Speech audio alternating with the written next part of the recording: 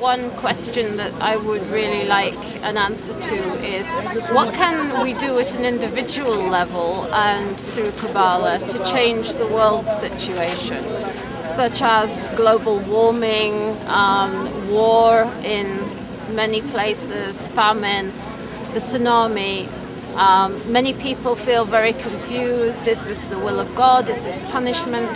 What answers does Kabbalah have, and how can Kabbalah help? What can we do as individuals? Great question. Because there are no physical, political, scientific, or humanitarian actions that can change this situation if we don't change it individually first.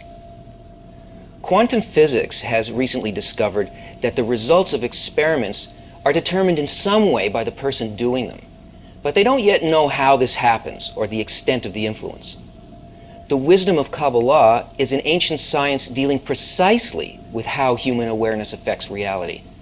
The Kabbalists, through their investigations using a method of experimentation that incorporates human awareness, having penetrated the causal forces, reveal in their books that the general law, which they call the thought of creation, is to create a creature and to fill the creature with complete fulfillment.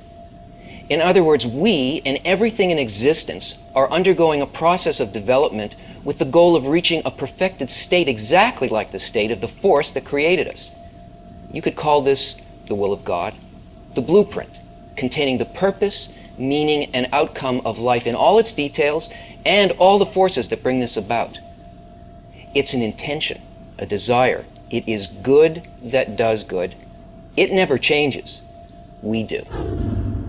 All the disasters and the wars that we're now experiencing are just the measure of the difference between the quality of our individual and collective intention and the quality of intention behind this law governing nature called light.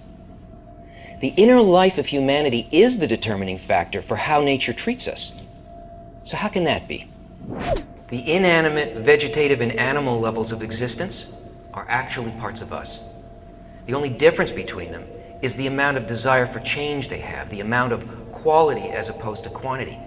That's why there's so much inanimate matter in the universe compared to the number of even the simplest organic life forms.